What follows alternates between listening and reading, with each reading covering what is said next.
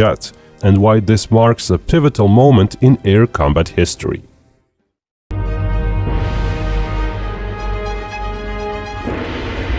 So this much is known. Between 12:35 and 1 a.m. Pakistani time, munitions hit 14 target sets across 9 locations in Pakistan and Pakistani-controlled Kashmir. Most strikes were conducted by Indian Air Force aircraft, launching near the border. Despite having ground-launched cruise missiles and longer-range options, India mostly used shorter-range weapons, like French-made hammer bombs and Israeli spice bombs, according to Indian sources. India did employ some Skalp-G cruise missiles from Rafales and a few air-launched Brahmos from Sukhois, but the bulk of the firepower came from cheaper guided bombs. India possibly viewed the operation as a limited punitive strike, not something that would cause Pakistan to respond, and thus chose not to deplete more costly weapons. Post-event reports, including a Pakistani military briefing, suggest the entire air operation spanned over an hour. However, this refers to the full engagement window from the moment Pakistan tracked the strike force assembly to the eventual aerial disengagement, not an hour of continuous missile fire. Before any bombs are launched, the strike package must be assembled. This includes bomb or missile-carrying aircraft, fighter escorts, possibly aircraft for suppressing enemy air defenses, and likely AWACS-type planes. These assets don't all come from the same base, so different types must be launched in coordination and grouped into large formations. Planes must stay somewhat spaced out, but close enough to protect each other. This coordination spanned a wide geographic area to cover all targets. According to the Pakistani military, initial Indian formations included 60 detected aircraft, increasing to 72 during the operation. CNN, citing Pakistani sources, reported up to 125 aircraft in the air at one point. The Pakistani briefing mentioned 72 Indian and 42 Pakistani planes, totaling 114. Depending on detection criteria and inclusion of support aircraft, the number might indeed have reached around 120. Indian formations appeared widely spread out. The distance between the northernmost and southernmost ground targets was 600 kilometers, but Indian air formations' total spread along the border might have reached 900 kilometers. The Pakistani briefing indicated 4 distinct Indian groupings attacking on 4 separate axes, with about 200 to 300 kilometers between each. That distance could still be too great for timely mutual support of separate formations during fast-paced missile engagements. Each formation had its own strike group, escort group, and likely suppression of enemy air defense elements, tailored to its specific target set. Redirecting planes mid-mission would jeopardize those objectives and reduce protection for the rest of the group. Assembling all these aircraft into coordinated strike groups took time. If weapons began striking at 35 minutes past midnight, first Indian takeoffs likely happened half an hour earlier. The Pakistani brief timeline said Indian aircraft buildup was observed at 10 minutes past midnight, which fits. Another key point is that the Indian operation wasn't a surprise. As early as April 29th, Pakistan's defense minister warned that Indian military action was imminent, repeating the claim on May 5th. Unconfirmed reports indicated that India had begun organizing aircraft days before the strikes, concentrating around 180 combat planes near the border.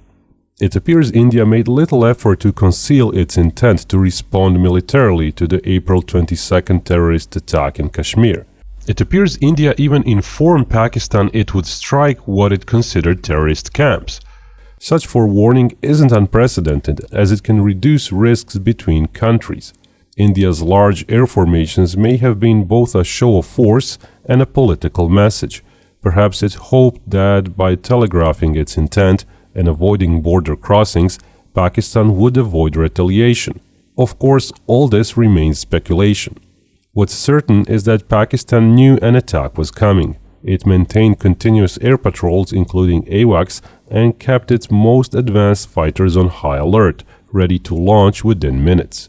The Indian operation seemed designed as a one-time punitive strike, not a part of a broader military effort. If a wider conflict had been anticipated, India would have repositioned more units, reinforced its front, and used air bases deeper inside its territory. Instead, India appeared not to expect serious resistance.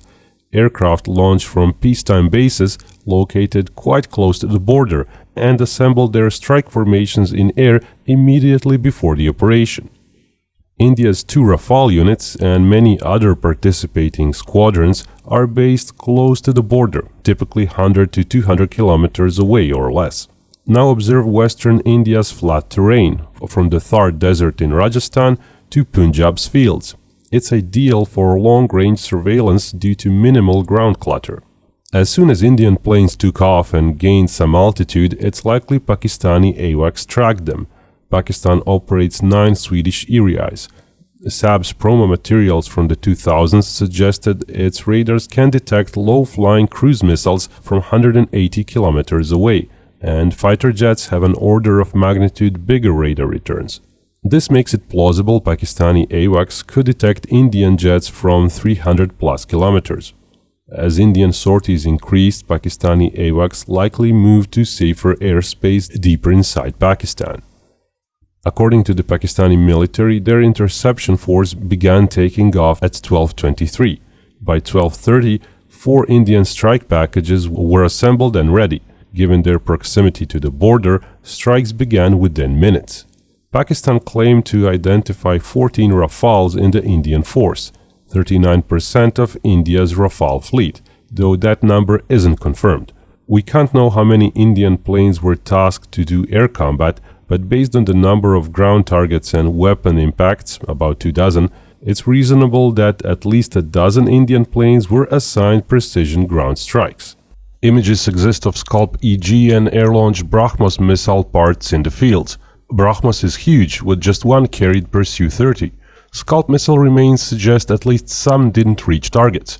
Basically, all those required a few additional air-to-ground configured planes. Whether India attempted suppression of enemy air defenses is unclear, but that role likely required extra aircraft, perhaps 2 per package. It's thus plausible that 24 Indian planes weren't configured for air-to-air roles, suggesting 36 to 48 being assigned to fighter escort. With 4 separate groups, that equates to just 12 fighters per group. Pakistan, according to its brief, had 42 advanced aircraft airborne, likely mostly fighters. They claim no F-16s were used, possibly to avoid political fallout with the US. Still, Pakistan fields 20 to 30 J-10CEs, 40 JF-17 Block 3s, and about 130 older JF-17 variants. Of course, entire fleets can't be ready for action, so the composition shown in the table may be plausible. What likely happened is this. Pakistan, though outnumbered, had 15 minutes to reposition its airborne forces. Initially tasked with deterring India, their mission shifted to interception once Indian strikes began. According to the Pakistani military, the goal became to assure enemy kills while denying own losses, suggesting a cautious approach that prioritized crew and aircraft safety, even if that meant fewer Indian planes downed. Pakistan appears to have concentrated its jets near the northern tip of the Indian formations, allocating around 3/4 of its force against half of India's, creating local numerical superiority. Indian jets focused on pre-planned ground attacks were less flexible. India reportedly scrambled an additional 12 fighters, but who knows if those arrived too late to matter. Pakistan famously claimed it downed 5 Indian jets. Their briefing map shows missile hits occurring 13 to 98 kilometers inside Indian territory, though not all claimed hits may have been real. Both countries agreed that no aircraft crossed the border, only missiles and bombs did. Pakistan claims 3 Rafales and 2 Russian-made jets were shot down. Following the battle, local Indian authorities reported 3 separate aircraft crashes, initially attributed to accidents. While one crash might be plausible in such a high-tempo operation, 3 seem less coincidental. French and US sources added weight to Pakistani claims. A French intelligence officer told CNN 1 Rafale was confirmed lost, with more under review. US officials told Reuters that at least 2 Indian aircraft were downed, so 2 to 3 losses for India seem credible as a low estimate. Various videos and images of crash sites emerged, mostly in the north, with one possible Rafale wreckage further south, though unverified. But most can't be tied to a precise plane type. When Pakistani missile hit claims are mapped against crash site reports, some alignment is visible. Some wrecks lie closer to the Pakistani border than their claimed hit locations, suggesting hits occurred during Indian advances, while others lie further away, likely occurring during aircraft going back to base. This fits known mission profiles. Rafales were used to launch Scalp missiles and Hammer bombs, so some likely turned back after releasing payloads. Escorted ground strike aircraft would logically retreat quickly, with forward escorts lingering around possibly a bit longer. In terms of distances, most claimed hits fall within feasible engagement ranges. The northern MiG-29 and Su-30 claimed losses appear plausible, especially if the Su-30 was advancing. A Rafale allegedly hit 100 kilometers past the borders seems dubious though, and no wreckage visuals support it. However, another Rafale reportedly downed while advancing to the south seems credible. The southernmost Rafale hit is marginally feasible, but all those apply only if Pakistani jets fired missiles very close to the border, which likely wasn't the case. That would have been too risky. A plane moving away from a fired missile, especially at speeds like Mach 1.8, is much harder to hit. Air-to-air missiles rapidly accelerate after launch, but burn through their fuel in seconds. The PL-15 missile used by Pakistani J-10s may have a double-pulse rocket motor. It initially accelerates, coasts to apogee, then reignites for a second pulse before gliding and decelerating. In contrast, the older AMRAAM C5, sort of comparable to most Indian missiles, has a single pulse motor. It slows to Mach 2 around 40 kilometers from launch, under a minute into flight.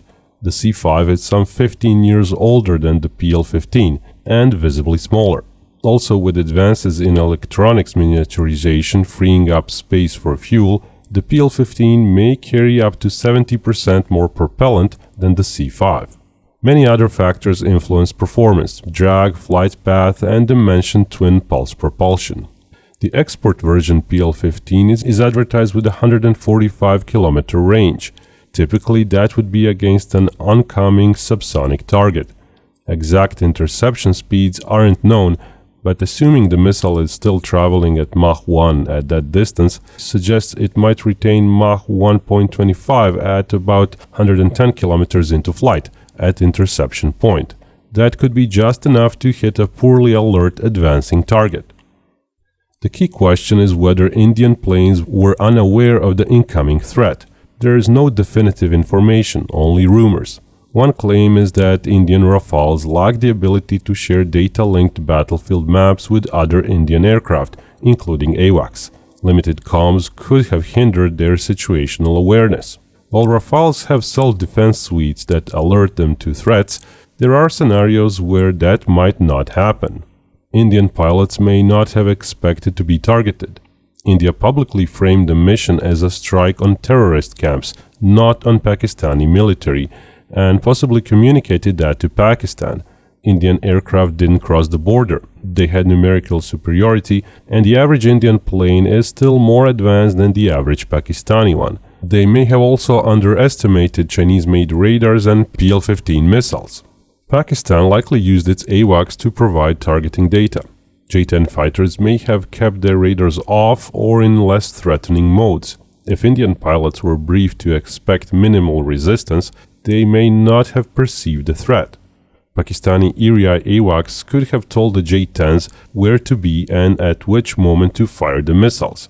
Then the airborne PL-15 missiles could have received mid-course updates, possibly even from AWACS directly.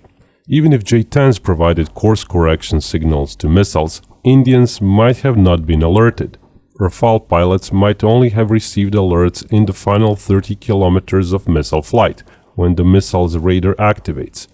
It's even possible, though unlikely, that Rafale self-defense systems fail to classify the PL-15 radar as hostile, especially since it's a new missile.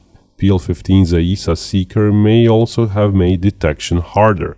This was its first combat use. and its radar signature may not have been known outside China and Pakistan.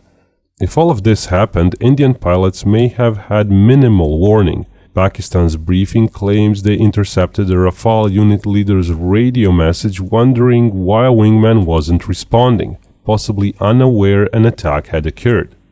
All this conjecture may also explain why Meteor missiles aren't mentioned anywhere. The Rafale pilots that were on escort missions turned towards the enemy might simply not have had enough warning. For those planes that were hit, assuming some warning, last-ditch evasive maneuvers could still be tried. Some PL-15s clearly missed. Multiple missile wreckages were found in India, but some hit. Rafales are India's most advanced fighters. Older jets like MiG-29s and Su-30s may have struggled even more to detect incoming missiles in time. All this was one plausible explanation for how India lost the air battle: a flawed political approach and planning for a limited punitive strike, rather than a real fight against a responsive enemy. Had India anticipated serious resistance, it might have launched larger, more layered strike packages, possibly targeting air defenses and bases first. Instead, it attacked those only after the battle, as actually happened. Of course, India didn't want to start a war. A mix of unpreparedness, poor planning, underestimating Pakistan, and Pakistan's advanced new technologies also helps explain India's aircraft losses. Rafale wasn't lost because it's a poor plane. It's a good plane. Most modern non-stealthy planes might have met the same fate in the given situation. More importantly, this battle demonstrated in reality what has been theorized for decades, that enemy formations can be positively identified, tracked, and engaged from long range. In modern air combat, it's radars, data links, formation coordination, missile capabilities, and defensive systems that determine the outcome.